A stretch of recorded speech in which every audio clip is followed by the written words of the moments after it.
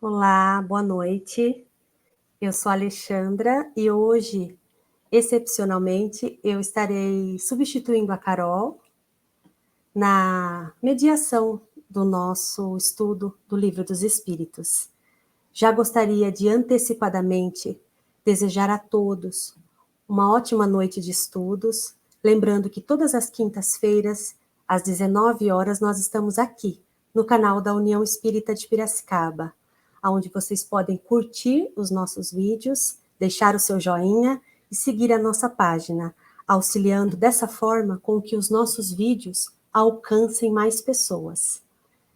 E para continuar, né, os nossos estudos, eu trarei agora para vocês o meu amigo Boanerges. Olá, Olá, Boanerges, como é que boa você está? Tá noite. bem? Boa noite. Bem, Agora muito você bem. está fazendo papel duplicado, né? Sim, A Alexandra sendo Carol também. é verdade, Boanerges. Seja muito bem-vindo. E Obrigado, viu? hoje, de nada, hoje nós vamos iniciar um novo capítulo do nosso Livro dos Espíritos, que nós vamos falar sobre a Lei da Liberdade. E muito respeitosamente, muito gratificante para a gente também, trazer o nosso convidado mais do que especial, nosso amigo Lucas. Boa Olá, noite, pessoal. Lucas. Muito boa noite a todos. Boa noite, Alexandra. Boa noite, Bonerges. Boa É um noite, prazer muito Lucas. grande estar aqui com vocês hoje. Seja muito Prazer é nosso, bem-vindo. Muito obrigado. afinal, a nossa conexão está sendo através do Atlântico. Exato, está Sim, aqui no outro continente. Lucas, seja Tudo muito bem. bem-vindo para essa nossa nova etapa de estudos. Quero te agradecer pela sua paciência comigo, porque sou estagiária, estou em Que é aprendizado. isso. Estamos todos em aprendizado. Muito obrigado pela sua colaboração, pelo seu tempo, né? E gostaria de aproveitar a oportunidade e já pedir para você fazer a nossa prece inicial, para que Claro, a com muito gente já se gosto. sintonize, né? Esteja preparado para os nossos estudos. Vamos sim. Então, neste momento, vamos acalentar os nossos corações, os nossos corpos, elevando o nosso pensamento ao nosso Pai maior, Mestre Jesus, agradecendo pela oportunidade de estarmos aqui reunidos, por estarmos nesta face de aprendizado e de constante ensinamento, ao qual nos auxilia no nosso aperfeiçoamento moral. Que os bons espíritos e os espíritos benfeitores possam nos auxiliar a esclarecer e elucidar todos os pontos importantes para o entendimento de todas as pessoas que estão nas suas casas nos assistindo, e que esta interlocução possa nos envolver por fluidos de amor, que os bons espíritos e os espíritos benfeitores possam auxiliar a todos aqueles aos quais estão conosco e a todos aqueles que necessitam do amparo celestial e do amparo dos trabalhadores de misericórdia e de amor que provém do nosso Mestre Jesus. Que possamos elucidar e tratar com muita clareza do tema ao qual aqui nós iremos trabalhar hoje. Estejais conosco, Mestre Jesus, agora e sempre, que assim seja. Que assim seja. Monerges, como a gente sempre faz, né, um flashback da nossa aula passada, eu gostaria que você fizesse um apanhado geral para a gente começar o assunto da liberdade com o Lucas. Ok. Na semana passada, nós vimos os direitos de igualdade do homem e da mulher, né? A gente aprendeu que a fragilidade física da mulher em relação ao homem é que os dois possuem tarefas diferentes. Ao homem cabe as ações mais dos trabalhos rudes, enquanto que à mulher cabe os trabalhos mais leves e mais suaves. Enquanto o homem faz as coisas externas, a mulher trabalha com as coisas internas. Ou seja, se a gente considerar no que diz respeito à maternidade, a maternidade é um processo de entronização da mulher em si mesma, no trato e na geração deste filho, uma conexão magnética que se inicia desde o primeiro instante da fecundação, desde o momento em que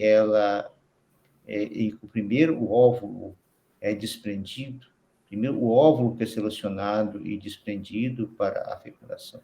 Desde este momento, a mulher já entra em conexão com o espírito que reencarnante, fazendo profundas transformações em seu corpo e no seu sentir, e também no seu pensar, demonstrando uma diferença de característica clara entre o homem e a mulher.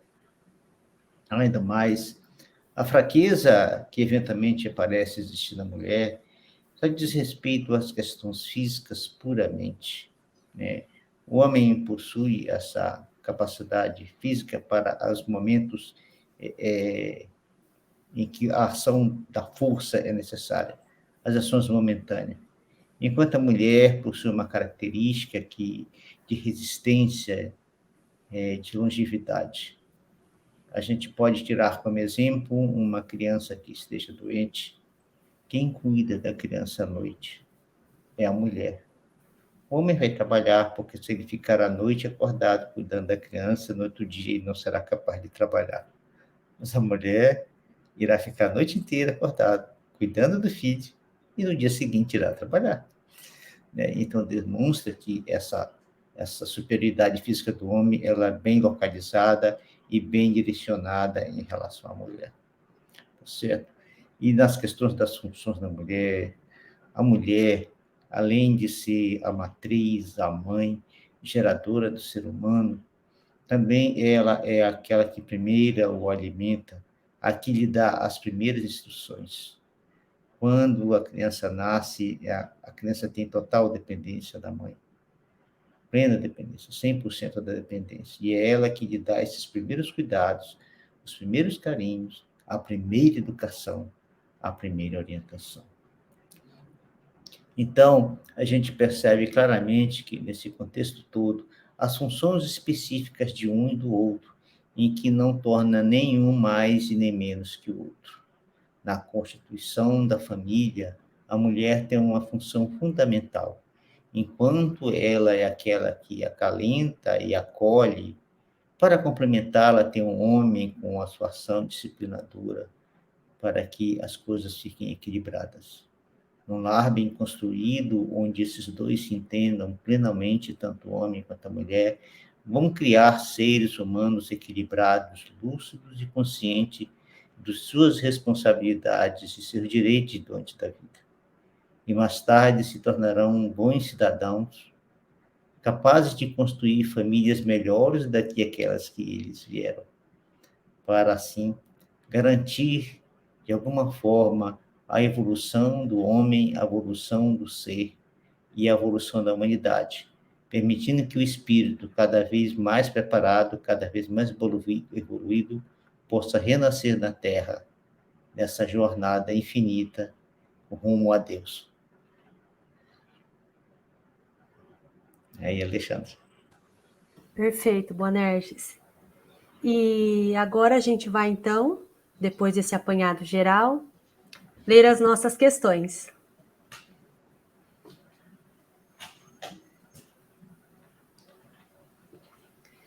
(825) Liberdade natural. Haverá no mundo posições em que o homem possa jactar-se de gozar de absoluta liberdade? Lembrando que jactar-se seria, eu procurei no dicionário, né? Seria vangloriar-se. Então, haverá no mundo posições em que o homem possa se vangloriar de gozar de absoluta liberdade? Não, porque todos precisais uns dos outros, assim os pequenos como os grandes. A primeira coisa que precisamos considerar é que a proposta espírita, acima de tudo, ela é uma proposta para a alma. É uma proposta para que a alma encarnada tenha as diretrizes exatas de como se comportar no planeta, para que assim ele possa realizar o seu programa reencarnatório e sair da vida um vitorioso no que diz respeito a esse programa. Ela não se destina diretamente ao homem, à liberdade do homem, mas como esse espírito encarnado que anima esse homem vai comportar-se na Terra nas suas mais diversas relações. A gente precisa fazer um pequeno retorno à história para a gente compreender um pouquinho a questão da liberdade. E não vamos muito distante, não, vamos só até o século XVIII. Ao final do século XVIII, a grande maioria dos países, das nações do planeta, eram governadas por reis, imperadores. Né? Aí, nessa história, em um dado momento, a gente tem a Revolução Francesa, que provoca uma transformação profunda na humanidade, com um lema de igualdade, liberdade, igualdade e fraternidade. Independente do que esse movimento produziu depois de ações muito violentas na sociedade, mas o princípio continha essa informação, como se fosse uma informação até espiritual. Ter liberdade, haver fraternidade e haver igualdade entre os seres. É nesse contexto que a doutrina espírita nos traz essa informação sobre essa liberdade. Para nos dizer que não é possível a gente ter a liberdade absoluta.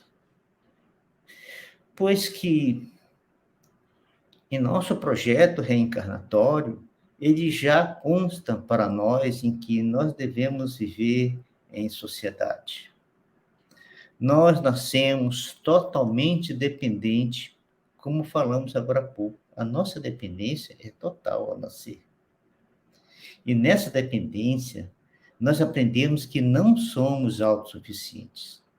Não sabemos fazer tudo. Então, se nós somos dependentes, se não somos autossuficientes, se não sabemos fazer tudo, nós dependemos do outro. Então, aonde que está a nossa liberdade absoluta? Né?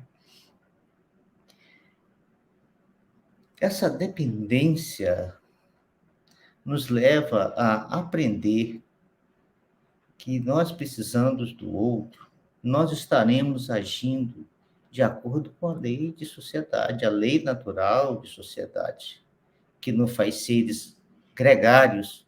Nós vivemos de forma gregária, nós nos tornamos seres sociáveis, vivemos em sociedade, porque esse viver em sociedade é que nos permite desenvolver conhecimento e desenvolver valores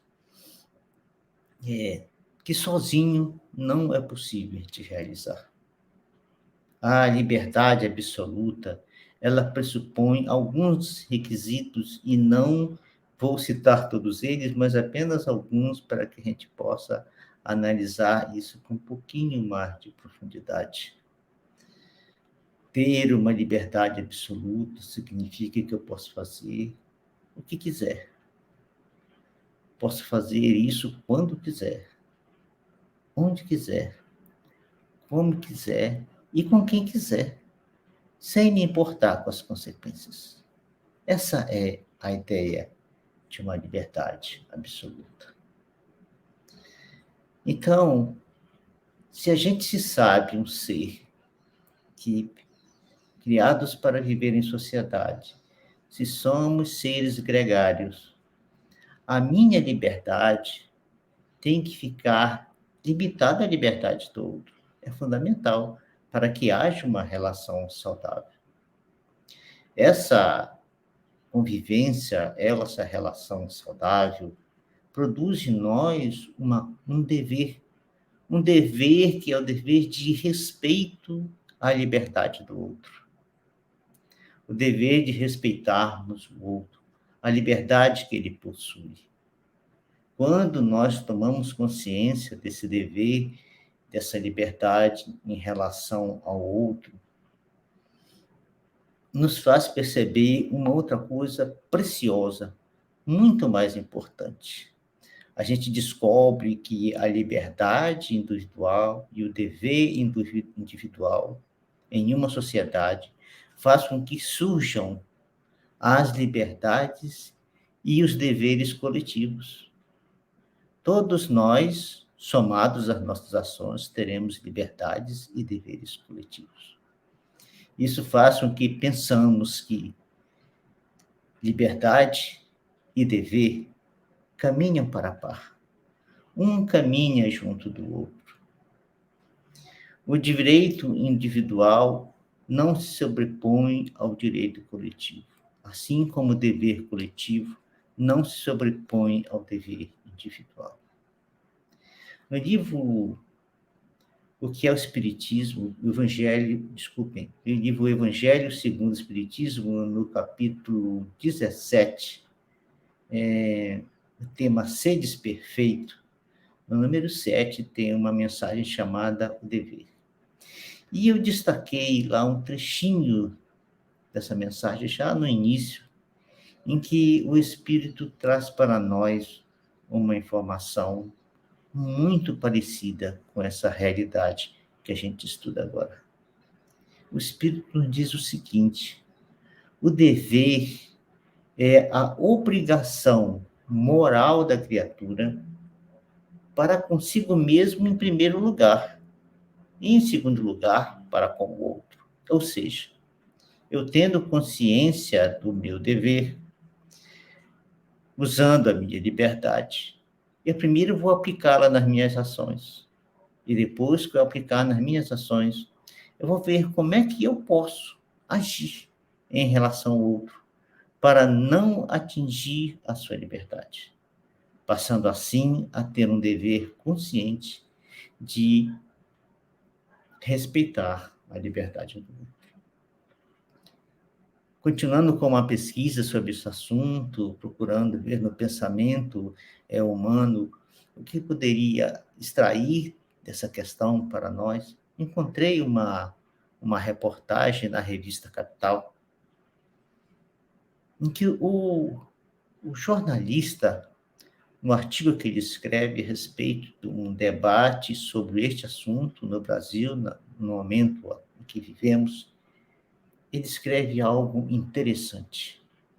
Ele diz assim: quem quer liberdade absoluta não quer garantir um direito, mas sim fazer valer um privilégio. Veja, é uma mensagem de um repórter e está em perfeita consonância com o pensamento espírita.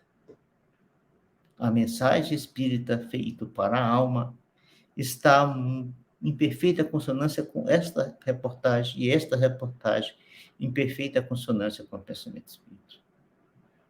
Para resumir, finalizar a minha fala, eu posso dizer que nós não temos liberdade absoluta porque nós todos dependemos de Deus para viver. Lucas, Alexandra.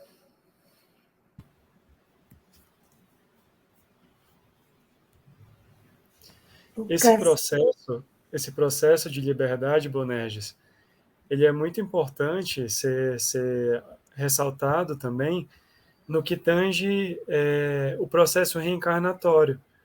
Como você muito bem colocou, essa liberdade absoluta ela é inexistente por vários fatores. Quando nós falamos dos fatores puramente biológicos, você é dependente da água para viver, você é dependente do alimento para manter o seu corpo. Quando você trata dessa liberdade no sentido social, como você muito bem ressaltou, desde o momento do nascimento você depende da mãe para o aleitamento materno. Futuramente você vai precisar de um médico para que ele consiga lhe auxiliar no tratamento de alguma doença que você apresente. Então, nós temos várias frentes de, de consonância em relação a essa liberdade, que ela não pode ser absoluta, porque, do contrário, nós não conseguiríamos nos manter vivos. Quando nós tratamos essa questão associada ao processo reencarnatório, nenhuma das pessoas ou nenhuma das questões associadas à sobrevivência passam por cada um de nós sem que Jesus e sem que Deus tenham consentimento. Há uma passagem na Bíblia, na Escritura Sagrada, que nos fala que nenhuma folha sequer cai de uma árvore sem que Deus não tenha consentimento, sem que Ele não autorize.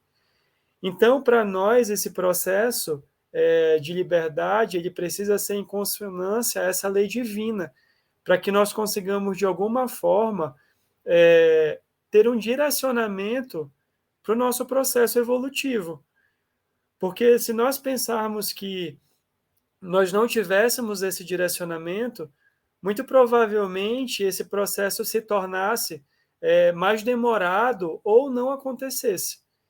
Então, essa liberdade ela precisa ser controlada, a princípio, nesse nosso mundo de provas e expiações, para que nós consigamos ter um entendimento do que é uma liberdade verdadeira, pautada nos princípios de Deus e nos princípios de Cristo, que são os princípios voltados para o amor, da justiça e da caridade, que é aí o nosso principal, os nossos 3 pilares associados à doutrina espírita. E aí eu passo a minha palavra para a Alexandra, para a condução.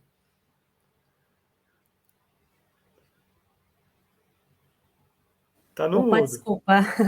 Desculpa, perfeito a colocação de vocês e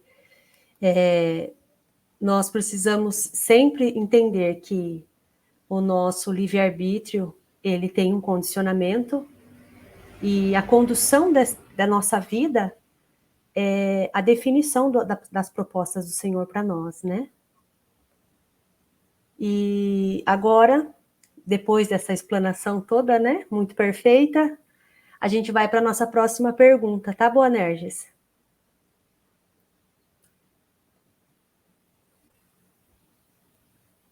(826) Em que condições poderia o homem gozar de absoluta liberdade? Nas do eremita no deserto, desde que juntos estejam 2 homens. Há entre eles direitos recíprocos que lhes cumpre respeitar. Não mais, portanto, qualquer deles goza de liberdade absoluta.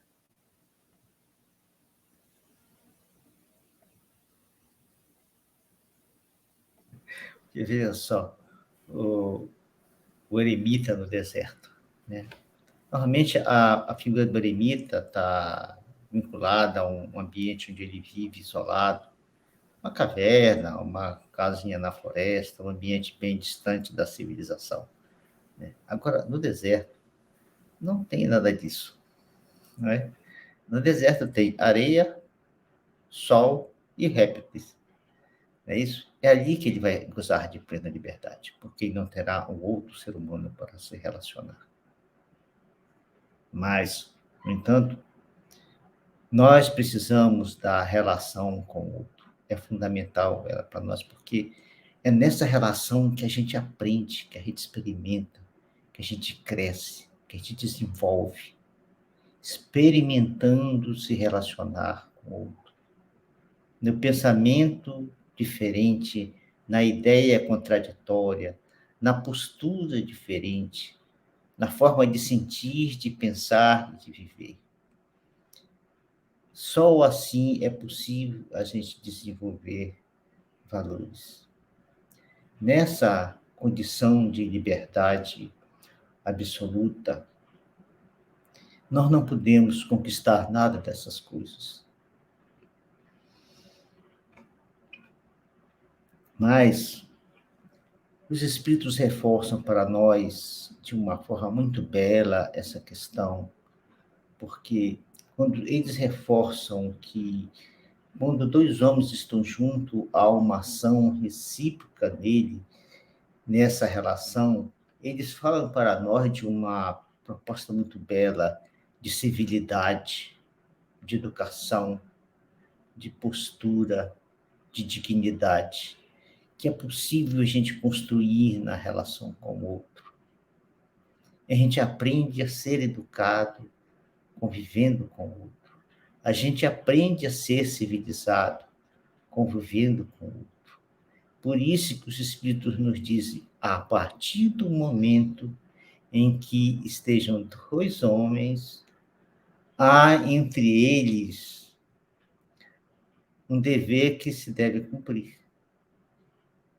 que é esse dever da responsabilidade e do respeito pelo outro.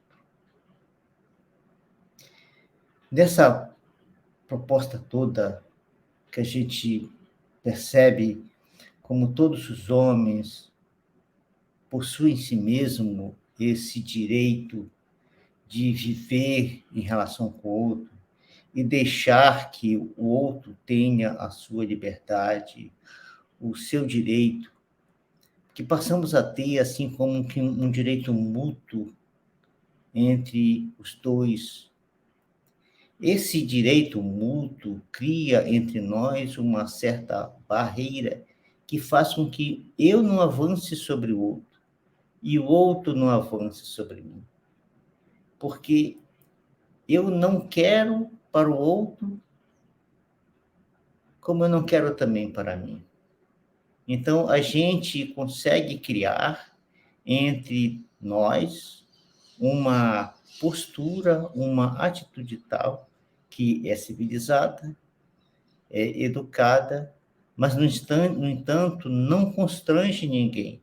Eu não me sinto constrangido por isso, porque eu acho, dentro dos meus limites, que é permitido eu agir. E dentro desse limite, é possível eu construir valores de tal forma que, sem ele, será muito difícil essa construção.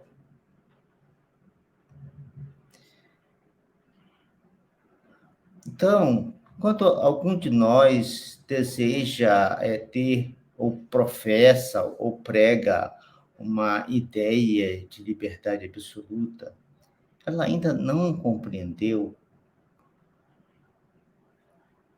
o que significa ser obediente, o que significa você ter uma certa atitude de renúncia para que uma sociedade seja estabilizada. Porque se você, numa sociedade, você resolve ter o teu direito absoluto, você tira o equilíbrio da sociedade. Porque para que você tenha o teu direito absoluto, você precisa atingir o direito dos outros. Você precisa ofender o direito dos outros. Você precisa ir além daquilo que você pode ir, a tal ponto que você pode, assim, sair de sintonia com a lei divina e passar a se comprometer seriamente com o seu livre-arbítrio, com a lei divina, assumindo sérios compromissos para o futuro. Você não estará caminhando em direção a Deus, e sim se estagnando por uma atitude de ação contrária ao direito do outro, à necessidade do outro, aquilo que o outro precisa fazer para manter a sua vida. E é muito interessante quando nós pensamos nesse trabalho em sociedade, porque diariamente nós vamos lidar com diversos desafios, seja no nosso ambiente familiar, seja no nosso trabalho, que de alguma forma vai de alguma forma nos desestabilizar. Essa liberdade, quando ela de alguma forma é absoluta, você passa a invadir o espaço do outro. Esse princípio de viver em sociedade, ele é tão desafiador que até hoje, mesmo com todos os desenvolvimentos de estudos em sociedade, ele ainda não foi suficiente para trazer um conforto, ou de alguma forma elucidar quais que seriam os melhores princípios do viver em sociedade. Quando nós pensamos historicamente, nós podemos pensar que Platão ele descreve muito bem por meio de uma analogia muito simbólica do mito da caverna. O mito da caverna ele nada vai mais ser do que uma metáfora de um viver em sociedade. Quando nós temos o homem da caverna, esse princípio histórico de conviver em sociedade, ele vai estar muito atrelado à ignorância, em que os seres humanos muitas das vezes vão viver. Por que que isso acontece? Porque ele vai ficar de alguma forma aprisionado naqueles sentidos, naqueles preconceitos, que vai impedir ele do viver em sociedade de forma correta e de forma verdadeira. Nós sabemos que nós vamos ter os princípios individuais, mas também vamos ter os princípios coletivos. A Joana de Ângeles ela enfatiza de forma muito assertiva quando ela ressalta a respeito do nosso inconsciente.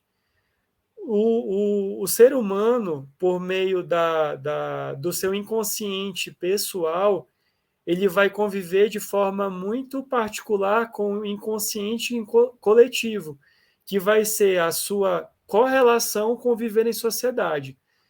Quando nós pensamos nesse inconsciente, nós precisamos lidar que um não acontece de forma divergente do outro, de forma a repelir o outro, porque os dois eles vão se atrelar de forma muito direta, para que, de fato, o ego, o ser humano, a forma do agir dele em sociedade, ele seja muito atrelado e muito embasado no que nós temos de bons conceitos e no que nós temos de bons princípios. Então, de alguma forma, essa liberdade ela precisa também ser embasada no que nós temos conosco, do que nós temos com os nossos princípios, com os nossos valores, porque nós sabemos até onde nós podemos ir. Nós sabemos quais que são quais que são as melhores palavras que eu posso utilizar para que nós não ofendamos o outro ou não os deixemos em estado de desconforto. Então, nós precisamos, de alguma forma, tratar essa liberdade com um pouco mais de cuidado e um pouco mais de manejo nas nossas questões de convivência e também nas nossas questões sociais, para que nós entendamos de fato que essa liberdade absoluta ela pode nos trazer de alguma forma algumas consequências associadas, já introduzindo a questão da lei da ação e da reação. Para cada ação você vai ter uma reação. E, por vezes, as reações sociais elas não são aquelas às quais nós estamos esperando. Perfeito, Lucas. Fazendo a minha singela contribuição, né? Você tocou num ponto muito importante na exemplificação do mito da caverna. Isso é utilizado constantemente por muitos filósofos, né? E também no campo da espiritualidade em geral. A gente utiliza esse mito da caverna. E é muito importante também acrescentar que é só através do contato que a gente pode evoluir, através da troca que a gente faz uns com os outros.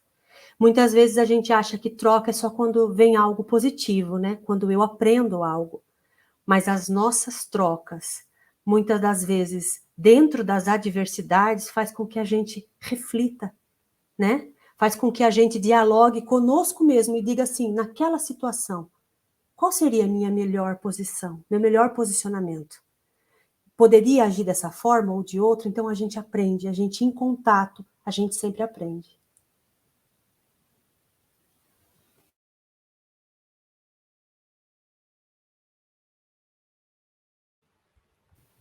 Então, vamos seguir agora para a nossa próxima questão.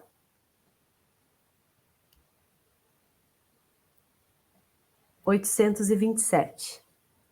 A obrigação de respeitar os direitos alheios tira ao homem o de pertencer-se a si mesmo? De modo algum, porquanto este é um direito que lhe vem da natureza. Boanerges. O microfone está... Microfone. Eu liguei para você. Um direito natural da natureza é um direito que vem de Deus, inalienável. Ele é inalienável. Então, essa questão de perder o pertencer-se é como que perder o direito de pensar. É perder o direito de sentir-se. Você se sentir a tua intimidade, sentir os teus sentimentos, sentir as tuas fragilidades, sentir as tuas forças, as tuas capacidades de ação, de fazer, de executar, de idealizar, de sonhar. A gente jamais pode perder isso. A ação que o outro possa exercer sobre nós jamais poderá nos tirar essa liberdade, esse direito de se expressar, o direito de você se deixar de ser humano, assim que você seria, se você se abstesse de pertencer-se. Eu não seria mais um humano. Seria como um animal preso numa jaula, porque eu estaria limitado de todas as minhas outras aptidões e todos os outros recursos que Deus oferece a todos os seres humanos para que na Terra consigam realizar as suas missões. É quase como que retornar à Idade Média, ou talvez mais além que a Idade Média. Resumindo, é como ser um escravo. Porque a única coisa que restava ao escravo era o direito de pensar e de sentir. Nada mais a ele era dado como ser humano. Ele era só uma mercadoria. Então, quando qualquer ação que diz respeito a você para respeitar o direito do outro, ter que perder todas essas coisas, já não é uma ação de direito, mas uma ação de poder. Uma ação de poder sobre um outro ser humano que o escraviza, que tira tudo dele, menos aquilo que lhe é a essência, que é o pensar e o sentir. Você pode tirar tudo de alguém por ter o poder, mas jamais você terá a capacidade de tirar dele o direito dele pensar e de se sentir, para se manter humano. Porque esses são os dois princípios que nós desenvolvemos na Terra. A nossa inteligência, através da ação do nosso pensamento, e o nosso valor moral, através do que sentimos, de como sentimos a vida, de como sentimos as nossas ações e de como sentimos a nossa relação com o outro, diante das mais diversas circunstâncias da vida. Em qualquer situação que nos encontramos na relação com o outro, o nosso sentimento é experimentado, o nosso sentimento é colocado em desafio para que a gente perceba o estado em que ele está e o que é que nós precisamos fazer para melhorar. Então, abster-se de sentir-se a si mesmo, jamais. Esse processo, Boanerges, de autoconhecimento, ele é extremamente importante, desde a infância. A partir do momento que se inicia a criação, que se inicia a formação do indivíduo, ele, de alguma forma, já precisa ter consciência do que ele é como ser humano e como pessoa. A psicologia analítica, ela vai nos trazer que o autoconhecimento, ele nada mais é do que uma prática em que ele vai colocar diariamente que ele vai colocar diariamente bons princípios, obviamente, mas ele vai passar a ter controle quando qualquer coisa vá destoar do que ele tem como verdade. Ou seja, quando ele tem qualquer tipo de modificação, né, em emoções, independente de serem positivas ou negativas, ele vai conseguir manejar porque ele vai ter consciência do que ele é como ser humano. Se nós pararmos para pensar historicamente, nós temos o período de guerras, que ele vai ser um período muito, muito duro, porque as pessoas elas vão passar a questionar o que elas são. Lá no período da Segunda Guerra Mundial, por exemplo, na luta entre a Alemanha nazista e o mundo ocidental, os judeus eles passaram a ser questionados do que eles eram como sociedade e do que eles representavam perante aquela sociedade. Então eles foram colocados em um estado de inferioridade que de alguma forma fez com que eles desenvolvessem sequelas psicológicas, sequelas físicas por conta de todas as atrocidades que foram realizadas. Mas, acima de tudo, nós precisamos questionar se muitos deles foram capazes de se manter firme nesse princípio de autoconhecimento e de reafirmação do que eles eram como pessoas e, por consequência, como sociedade. Então, é importante nós trazermos esses direitos. Até onde que vai o meu direito? O meu direito ele vai até onde eu não ultrapasse e não cause nenhum tipo de sequela ou qualquer tipo de problema perante o outro. Nós precisamos sempre ter isso conosco para que nós consigamos ter consciência do que nós somos. Nesse processo de construção do ser humano e também de melhora espiritual e também de evolução espiritual, nós sempre precisamos ter esse questionamento, porque muitos de nós temos o conhecimento da prática da doutrina espírita, mas em alguns momentos, por conta de termos emoções muito, muito exacerbadas ou de termos paixões muito fortes, aquele conhecimento que nós adquirimos, ele acaba não sendo colocado em prática. Então, esse autoconhecimento do entender a sociedade, de entender que o outro é diferente de nós, ele é muito importante, para que nenhum tipo de ação ele possa gerar nenhuma consequência negativa e que nós saiamos do nosso trilho. Eu sempre costumo brincar que todos nós estamos numa constante escola de espíritos de luz e que, por vezes, nós acabamos indo para o fundo do poço e tendo que recomeçar tudo de novo. Por quê? Nós acabamos não tendo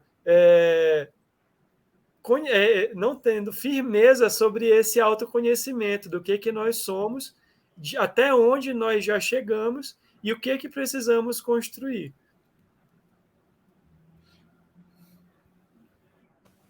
E é legal você falar sobre isso, Lucas, porque eu tinha um professor de filosofia que ele sempre dizia isso para a gente, que a nossa vida é um constante teste, né? É um teste 24 horas por dia. Ele sempre dizia assim, vocês pensam que é simplesmente levantar e vir para a escola? Não. Desde o momento que você abre seus olhos, você já está em aprendizado, né? E eu acho que isso vem a engrandecer a nossa existência material, em todas as situações, né? Isso é muito importante. E tem uma coisa também que eu sempre penso que é ideal que a gente fixe isso na nossa mente, que quanto menor o nosso ego, maior o nosso aprendizado. Mas é aquele ego que atrapalha. Não é aquele ego quem eu sou, quais são as minhas primícias, o que eu trago de bagagem.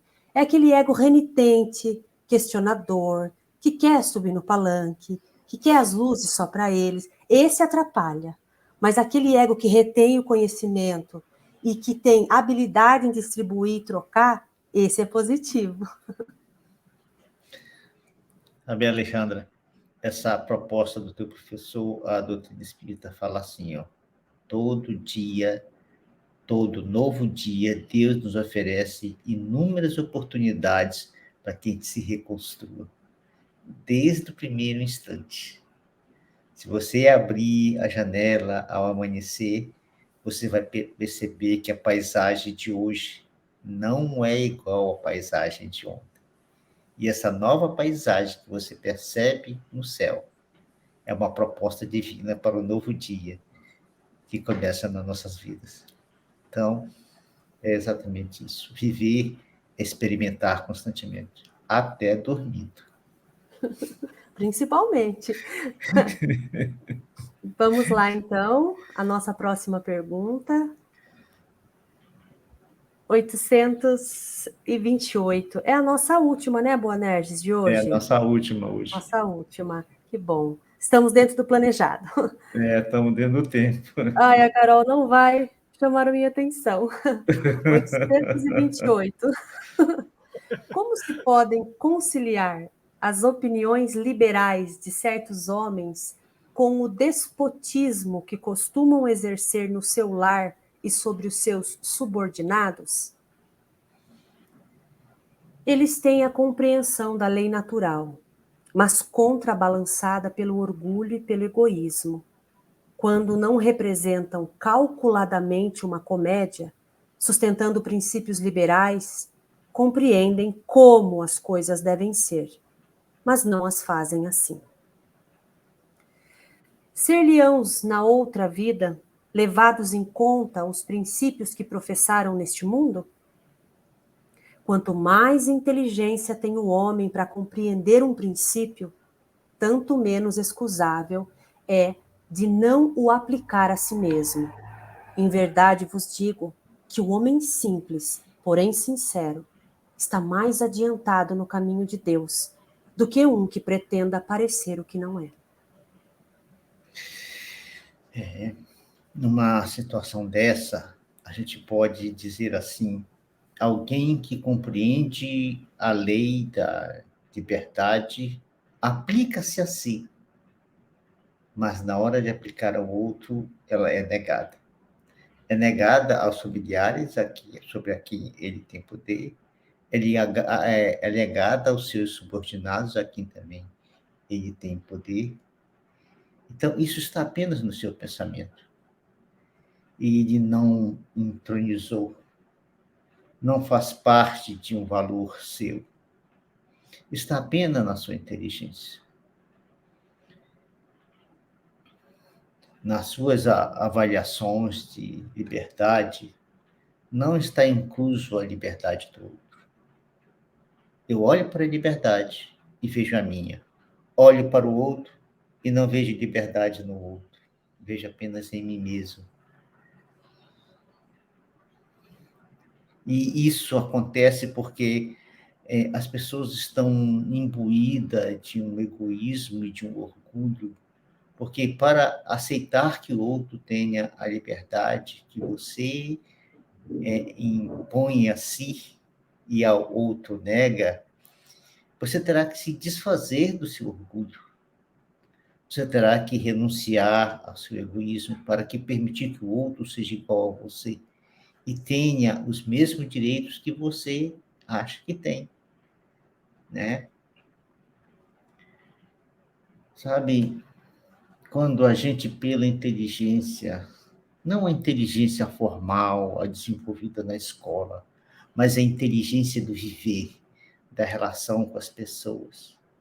Quando, nesse processo intelectual de viver, que a gente desenvolve a nossa inteligência e desenvolve os nossos valores, somos melhores capazes de entender a lei natural. Primeiramente, a gente aplica isso em nós mesmos. Depois, a gente compreende como deve fazer com o outro, naturalmente, porque a gente sente isso em nós. A gente olha para o outro e vê o outro igual a nós. E nós não vemos o outro igual a nós porque nós raciocinamos dentro de valores intelectualizados formais. mas porque nós desenvolvemos esses valores, esses conceitos que a inteligência nos permite desenvolver no ato de viver, no ato de se relacionar com o outro.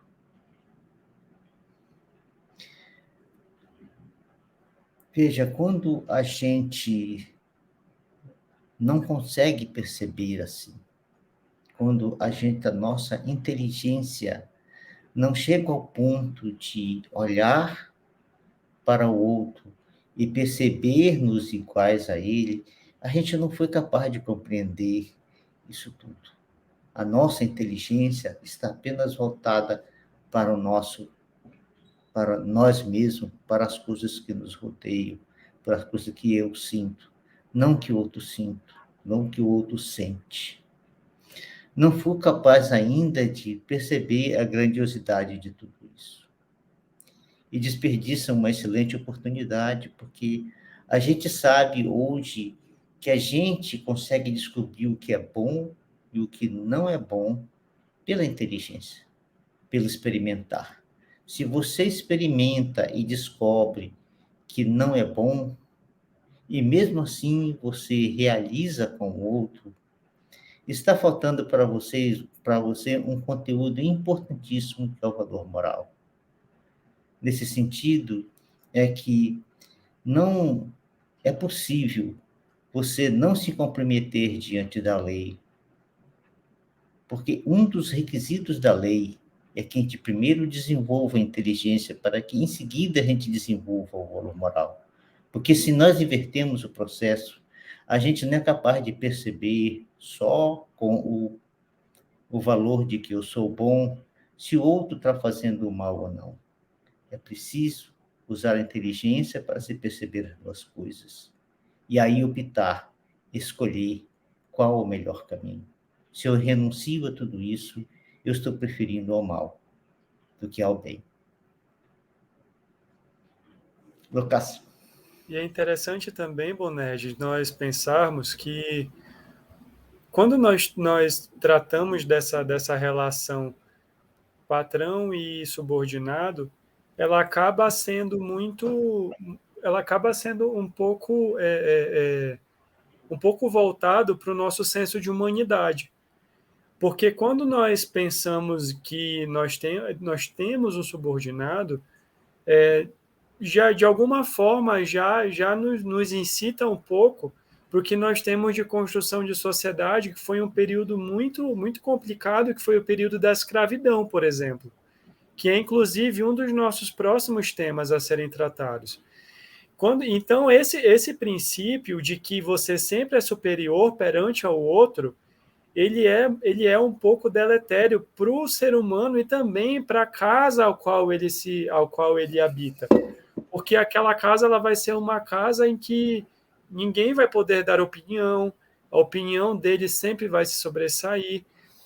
É importante nós pensarmos que quando nós estamos tratando do ser humano, desse princípio de humanidade, nós precisamos ser mais altruístas nas nossas colocações e empáticos perante o próximo. Por que isso é importante? Isso é importante para que nós consigamos, de alguma forma, gerar um lar que seja fixo, de bons valores, de bons pilares pautados nos princípios do Cristo, pilares pautados no que nós temos de pilar na nossa doutrina. Como eu mencionei anteriormente, os princípios do amor, da justiça e da caridade, por vezes,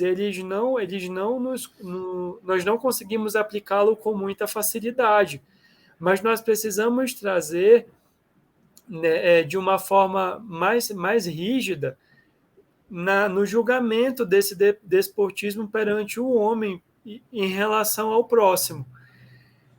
Nós, como seres humanos, ainda precisamos evoluir muito no que tange aos nossos critérios de ego.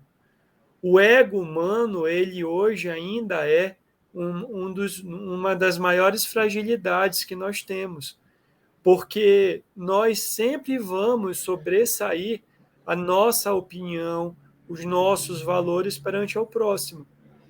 Nós temos um efeito social chamado efeito blasé. Esse efeito, ele nada mais é do que você não enxergar o próximo. A sua vida cotidiana ela é tão agitada, ela é tão corrida, que você não consegue passar na rua, na sua correria, indo ao trabalho, e ver que tem um morador de rua, por exemplo. Esse é um efeito que traz e nos mostra de forma muito clara e elucida de forma muito convicta que nós ainda falhamos muito perante o tratamento e o manejo com o próximo. E isso nos traz diversas dificuldades e diversas consequências perante o desenvolvimento e também perante o progresso do planeta e o progresso como sociedade. Nós estamos indo aí para o processo de mundo de regeneração. Sendo muito sincero com vocês, todos os dias, quando eu me recordo que estamos partindo para o mundo de regeneração, eu me questiono, devido muito provavelmente da minha inferioridade moral, e também todas as dificuldades que eu apresento como ser humano e como espírito, o quanto nós precisamos avançar. Nós temos recentemente uma guerra acontecendo, 2 guerras acontecendo. Nós temos pessoas passando fome nos mais diversos países. Nós temos atrocidades acontecendo a cada segundo. Então, como que nós vamos precisar manejar para que nós, como seres humanos e como espíritos, possamos evoluir para o mundo de regeneração? Nós precisamos trazer para o nosso cotidiano o amor. Nós precisamos ser caridosos conosco e para com o próximo. Então não existe subordinado. Ele é um ser humano. Ele precisa ser amado. Você precisa exercer a caridade junto com ele. E, de alguma forma, caso ele venha a falhar perante você, o princípio da justiça divino, ele atua tanto para você quanto para ele. Ele atua para você, que de alguma forma confiou a ele o amor e a caridade. Você de alguma forma vai colher um fruto muito benéfico, mas também vai agir com ele de alguma forma de ele ter falhado perante os princípios de Deus e perante os princípios dos bons valores que Jesus nos coloca. Então nós não precisamos nos preocupar com essa questão de convivência em sociedade, de que de alguma forma você precisa ser superior com o outro, porque você vai sempre e absolutamente sempre ser amparado pela justiça divina. Isso aí. E só acrescentando, Lucas, rapidamente, né? É importante a gente ter esse nível de consciência. Será que eu faço parte desse mundo de regeneração? Será que eu estou em processo de me regenerar? Ou será que eu só espio e de forma rebelde eu persisto naquilo que eu já trago em inúmeras eras, né? Isso é muito importante. Quando você citou a guerra, eu até, de certa forma, me emocionei porque a gente ouve muitas notícias, né? Então a gente ouve países a visitar determinados países e trazer mais armamento. Mas nós não vemos esses países trazerem oferta e acolhimento para pessoas. Então, desse ponto de vista, desse universo que nós estamos inseridos, nós precisamos repensar as nossas ações, mas no início, de forma pontual, no nosso raio de atuação, para que a gente possa aumentar essa consciência. Muito bem. Então, vamos encerrar nosso trabalho de hoje, levando nosso coração e nossos pensamentos a Jesus, o nosso mestre querido, que é o diretor de nosso planeta, nosso governador planetário, em que todas as coisas estão em suas mãos. O processo de transição planetária está nas mãos sábias do Senhor. E, tendo consciência dessa realidade, da sua capacidade de realizar essa transição, é que nos entregamos de coração confiante, Senhor Jesus, de que tudo acontecerá dentro das leis de nosso Pai, que são em nosso planeta administradas por Ti. Obrigado por essa oportunidade de estarmos todos aqui presentes, aprendendo um pouquinho mais a respeito das leis de nosso Pai, que tão sabiamente foram esquadrejadas por Kardec para o nosso aprendizado e para o nosso processo de evolução. Acompanha-nos, Senhor, em nosso aprendizado, nos guiando pelo melhor caminho. Que assim seja. Que assim seja. Que assim seja. Obrigada, Lucas. Obrigada, Boanerges. Obrigada a todos que nos acompanharam também, né? E semana que vem a gente está de volta. Por favor, curtam o nosso vídeo, sigam a nossa página aqui no YouTube, para que o nosso vídeo alcance mais pessoas. Muito obrigada e até mais. E nós acabamos ultrapassando o horário.